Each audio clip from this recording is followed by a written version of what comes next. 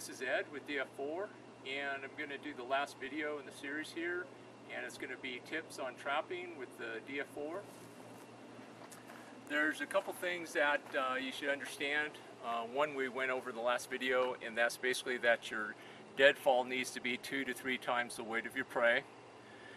Number two, if you find that your trap is not getting any activity, sometimes just by moving it, changing a little bit, you'll actually get some activity.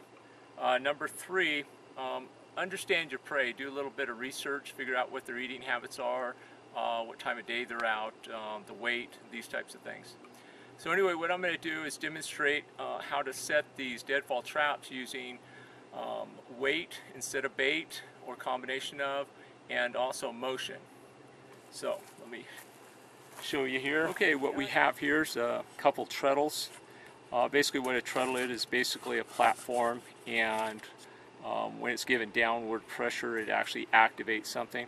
In our particular case it'll activate our deadfall trap. Here it's basically just a piece of paneling with a couple holes drilled in it with a piece of snare line on it. Here's what I made out of a piece of cottonwood, and it's got a piece of jute twine on it. And basically what you do is you just put this under the deadfall, wire this to the bait end of the trigger bar, and again the downward pressure will actually set off the trap.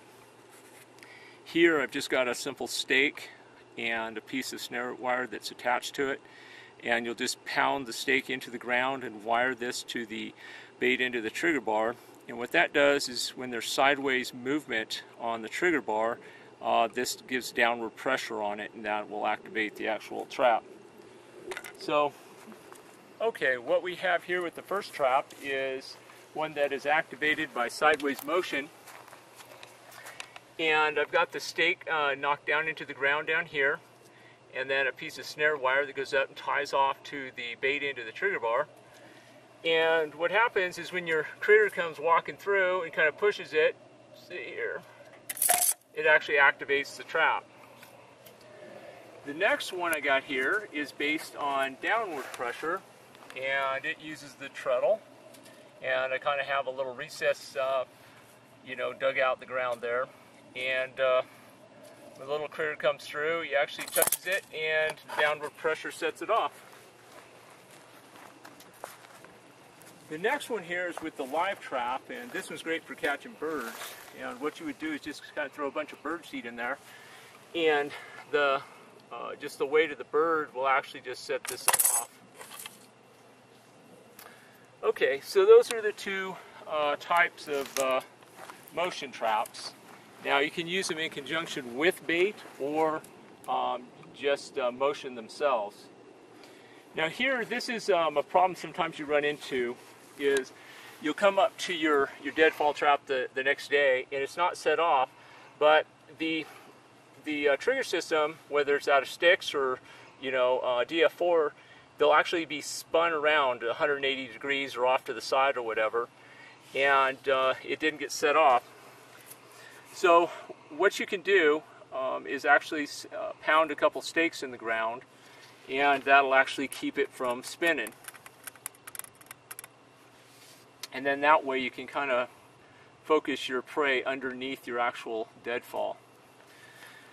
Okay, on the last one here, let me use this trap here. This here, we're kind of funneling, our critter through. So say you have a trail and he goes through here, but you want to concentrate him right in the trap area. You'll kind of put some debris around to focus it. Now the one thing with the actual DF4 you have to be careful about when you're setting it